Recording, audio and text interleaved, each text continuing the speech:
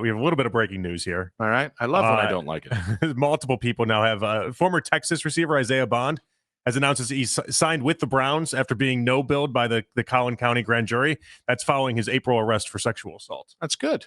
Okay. So the Browns just signed Isaiah Bond. Yeah. Well, because, you know. Well, I mean, Quinshon just got cleared. It just happened. So why not announce it the same day? You know, why not, like, could have done this 3 weeks ago. Could have done this 2 weeks from now. Well done.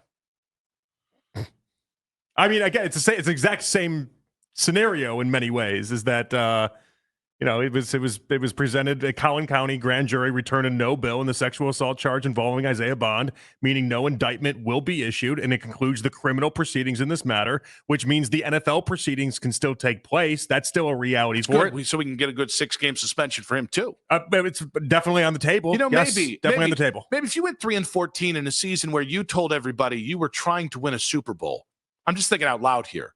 Maybe you'd think about your standards and practices. Maybe if you were like nobody takes us serious as an organization, right? If you felt that way, which it sure feels like the Cleveland Browns have felt like that way at different points, because I think they think they've won about 5 Lombardis right now. Mm-hmm. Maybe, just maybe, you'd consider your track record of importing talent and what they've been accused of, what they've been arrested for, what they've been investigated for. But no. You're right. We've been free and clear. It's been 2 hours, not even 2 hours. It's been an hour, 90 minutes since we've had a Browns player cleared of formal charges. By all means, let's just bring more guys in here. Yeah, I mean, Bond really was like a highly touted prospect too, and he went undrafted. Following his arrest, he went undrafted because the league saw he was he had a problematic issue on his hands. You got value. Yeah, you got potentially a first, second round pick for value, because value's gotten you to 3-14. Well done. Thank you, guys. I knew you wouldn't be a fan of this one. Nah, I love it. I knew you would not I love be a fan it because what's better than being a bad football team? An unlikable team, right? Hey, I don't really identify with any of you because you're getting arrested very often for awful things. But you know what? No formal charges. Okay, let's do all this winning together, guys. Let's get it.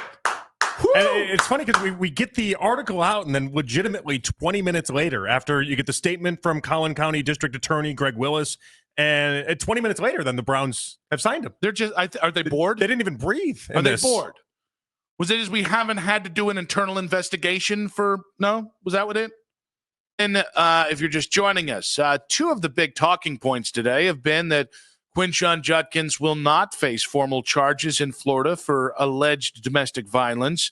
That would likely clear the way for him to sign a contract with the Cleveland Browns, although there is still the pending matter of the Cleveland Browns or the NFL's investigation into Quinshon, which is likely to result in a 6-game suspension. Mm-hmm. And then the fact that the Browns have just signed Isaiah Bond, who went from potentially a top 64 draft pick this year out of Texas to being undrafted because of sexual assault charges he was facing in Texas. Those the allegations, the indictment was not rendered, meaning he is free and clear of charges, and the Browns signed him shortly thereafter. And so that's the latest, yeah? That's the summary. It is his prospect analysis really was. I mean, Jordan Reed, Mel Kiper, Matt Miller all had him in the first round, and they had him mocked out to different teams. Cowboys were one. The Seahawks were another. He runs a 4.4, sub 4.4 40 time. I heard 4.39. You got to put that into the tweet there. He's a really talented player, but it just kind of speaks to the idea even more so. The Browns just do not care about any of this offseason stuff or off-field allegations or anything at all. And if they had not made this clear to you before with the Deshaun Watson signing and every move that has happened since then, they just continue to tell you guys in many ways they really don't care about the character issues or anything that accompanies any of the players on their team. It should be noted that this is not about Isaiah Bond, who I've never met a day in my life. It's not about Quinshon, who we've yet to be able to interview or anything like that. And it's more just about the overwhelming burden of proof of what you just said. And listen, I'm not naive enough to think that every team in the NFL has 53 quality, upstanding citizens, and by the way, fully matured individuals, given that a vast part of the league is a lot of 21, 22, 23-year-old guys with a butt ton of money and life happening very fast. But man, I got to tell you, I put up with a lot of losing. Mm-hmm. And in the last 24 months, more so than that, put up with a lot of civil battles that will end in the further enrichment of billionaires that own the team. And I've been fine with that because I understand the benefit to the fans. I'm fine to put up with speeding tickets. All right. But at some point, while I don't need 53 missionaries, I don't need to lead the league in guys getting suspended for off the field allegations. And it's just like, the Browns sometimes, they're like decisions they make that it's just like you make it so hard on yourself with these mental gymnastics. Even just like the timing of all this right now, Nick. I mean, it's the day where we're talking about Judkins and his story and everything attached to it, and it just gets overtaken by Isaiah Bond, and it's unfortunate because we don't know Isaiah Bond. We know what he was alleged of. We've heard that, but they don't make it easy. They don't make it easy on any of us. And by the way, this is the easy part. Winning is hard in sports. No matter the advantages you have, it's very hard. There's a lot of really smart people in this league. Quite frankly, I understand the necessary things that happen when you're negotiating a stadium. Those are things that have to happen and play out in public. You don't have to take a chance on these guys.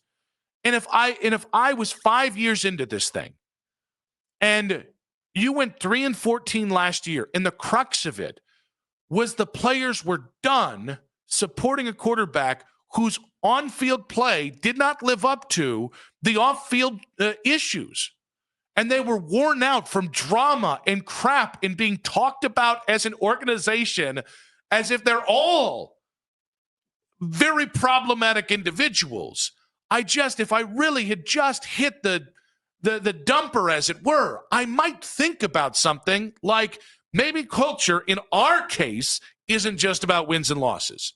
Maybe there's some problematic things here, or maybe we don't have the right leadership to lead this certain group of young men that we've brought in with problematic allegations against them. But no, we're going to continue doing what we're doing. It is the process, in this case, the process over results. And it ain't working. Well, there's two things here, right? I think part of it is the idea that this is something that does go beyond what the analytics will tell you. This is the human element, which it seems like they've missed. John Dorsey, I always thought, even though he would take on some problematic people himself, he understood the human element side of this things, and they just seem to miss that in the highest order consistently. They just don't seem to care about it, and it's just kind of how they operate. But the other side of this is that I think this is the Andrew Berry working for the Eagles and Howie Roseman part of it. But the part that they're missing is that the Eagles can do these things and get away with these things because they already have a different culture and they have a different setup than what the Browns are trying to build. I just want to like my damn team. Really, truly. I'd love to just not go home. Hey, what's this with this latest guy? Well, imagine the offense around like week 11 or so. It'll be Judkins carrying the ball while Isaiah Bond catches a touchdown pass. There's a very real chance the Browns could lead the league in suspensions this year. Sorry, actually, that's not. You could have more suspensions for off the field issues this year. If you're going in facing 2, then wins. That seems like the wrong course of action. Call me old-fashioned, call me improved, or call me logical. Sorry, I'm not yelling at you. Oh no, I got that. But it's loud. I got that. It is loud. You got your well, I can see you're getting very agitated. I knew when I read it. This is not one for you. Just not that damn hard. It's not that hard to have a little bit of class. It's not that hard to honor this freaking city. Like, seriously, man. I got family here. I got generations of people that have supported this team, and you've brought shame on us. Every time. Where can I turn? The Eagles got a Super Bowl for their moral indiscretions. Where's ours? Oh, by the way, don't worry. We got it. Don't question them. Don't question the big corporation. They won't know more than you blue-collar peons. I mean, dude, you couldn't let 90 minutes pass from one big legal what the bleep was that to the next? I'm like, why do we do this? Why do any of us do this? Isaiah Bond signing with the Cleveland Browns seemingly mere moments after being after a grand jury in Texas decided to not move forward with charges on sexual assault. That's the basic reason why he went from being, again, a top 64 pick to being a undrafted kid that now has to try and make the Browns from here or start on the practice squad or what have you. But this tends to be about the devil's in the details and which organization is actually doing this, because it is the Cleveland Browns who've had a lot of problems with this and not the Eagles. But we got a lot of calls on this one to give you guys a chance here to kind of speak your mind on this. Let's go. Where do you want to go? I want to go with Josh on the road. Let's go with Josh on the road. Welcome to the show, Josh. Thank you, gentlemen. First off, Nick, as a 40-year-old Browns fan whose only experiences have been pain, I want to thank you for being the on-air voice of all of us and saying what we've been feeling for the last 30 years. You're welcome. It's my honor, my pleasure, buddy.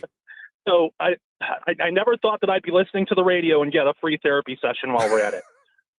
Your therapy sessions are different than mine, man. Your therapist just yells at you all the time. I would be the worst therapist because I would be like Jason Segel in Shrinking, where I do end up just being like, "What are we doing here, man?" No, it was like a rage room moment, just feed into it and let me just feed off yours. It was magic. But that said, if we want to address the off the field issues and this culture, all we need to do is look to the top of the food chain. Look who's signing the checks and the mess that they were in when they took over this team. Look at the scandals they had. What you allow will continue. And morally, ethically, kind of the pot calling the kettle gray. Anyhow, you guys have a great day. And Nick, let it out, man. We're here for you. Thank you, Josh. I appreciate you. What's interesting though, it's kind of like how, earlier in the show, we, if people wanted us to get all outraged, or yesterday even with Stefanski commenting on Myles Garrett, and I made the comment to you, it was like they don't care. They've shown you even when it comes to perceived little things or some really big things, this organization just does not care, Nick. They've shown you time and time again they don't care. Two things. I think it is more than fair to, when you see the litany of things that have gone wrong with the Cleveland Browns, with Jimmy Haslam owning them, to point out the other stuff. And I'll be honest with you, I completely forgot about mentioning the FBI stuff with Pilot Flying J. And by the way, that's just bad out of me. I just forgot how many scandals we've done in the last 13 years. So that needs to be addressed, because that's a valid point to feel as a fan of where's my civic pride coming from this organization. Specifically what you just said. This is why when we talked about the Miles speeding thing or Shedeur, it's like there's specific outrage and there's proper outrage to have about speeding. Mm-hmm. And if it sounds dismissive, it's because of countless sexual assault allegations, lawsuits that have been brought into this team. It's because of countless legal things that have been brought into on a variety. So it's not, speeding doesn't matter. It is in the I said this, I want to say when Miles got it. It's like, it's not that I don't, speeding's awesome. No. One, I think it's a very relatable thing because I've spent my life, I'm sure you've spent your life. It is a very relatable thing that people do, maybe not 100 miles an hour. But the other thing is, what I really have grown tired of is the very serious charges that have been brought in. And there have been a lot of them where women are the victim of this. And so there is a part where it's like, when we play back to, I'm not going to scream and shout about Myles Garrett. Like when we were talking previously, have 100 speeding tickets a year. I don't give a rip as long as nobody gets hurt. But this is where my outrage lies. Well, for me though, it's more the idea that when they do try to make a mountain out of a molehill, and they do try to tell you how enraged they are when it comes to a Myles Garrett speeding ticket and how, extremely disappointed they are, or even when they undressed Shedeur in the way that they tried doing it. And everyone's like, you see, they told him. They made an example out of him. It's like, well, I point to these other issues to tell you that they don't actually care. It's all public-facing nonsense is all it is. It's all to make themselves seem like they care. They've never cared about what these guys do off the field. And you can judge that whatever way you want to judge that. I one time made the joke that if the Devil had a 900 OPS, they would sign him, in referring to a baseball team. Like that feels very similar in this instance to the Browns. Like they only care about on the field. And with Isaiah Bond, they just look at somebody that was a first round, second round projection. They need wide receivers. He's willing to sign. That's it. End of story for them. Yeah, and I think for me, like I really do want to have an organization where somebody that has been accused of, or somebody that actually has committed an egregious offense, is afforded that chance. I do think, as somebody who's a proud American, I think that is a beautiful thing that can happen and does happen every single year in this country. I want to be that team, but with that comes success.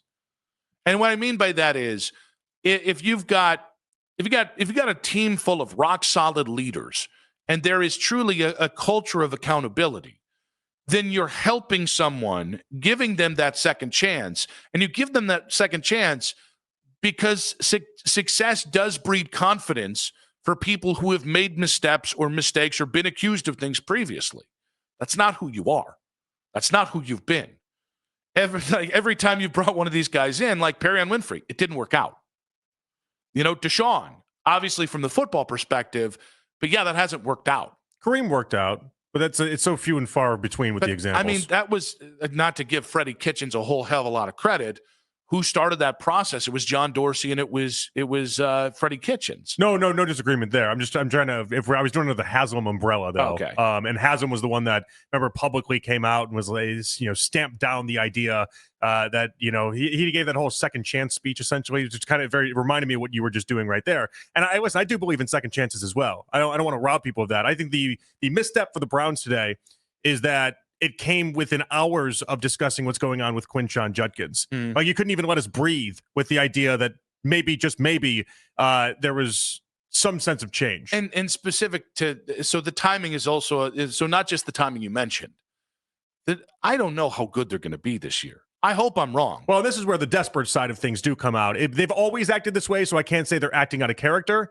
But the idea that you take Isaiah Bond and then you'd be willing to, and you're going to do everything you can with Judkins. You drafted him in the second round. You're not throwing that out.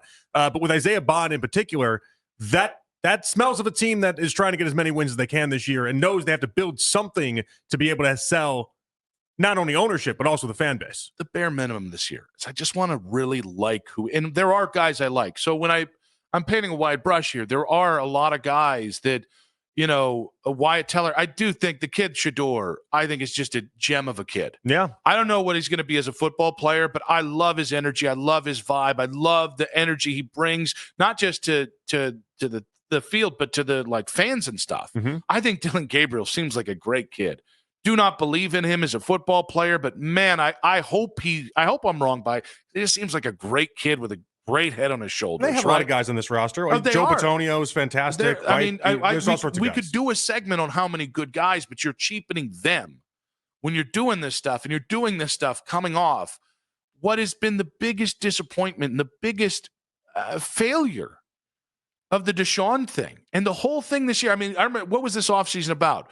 Looks like a lot of solid citizens here. Let's just get back to playing hard. Let's get back to being likable. If you're 3-14, that's fine. If I can just say I like you again and like everybody again, root for everybody instead of be like, okay, I'm gonna take my hand over this picture. I'm gonna root for you. Yeah, on certain plays, 32. Certain plays, go Browns. Other plays, like, wait, who scored that touchdown? I don't know. Oh, thank God, I like him. Don't know about that one. He's not been accused of anything heinous.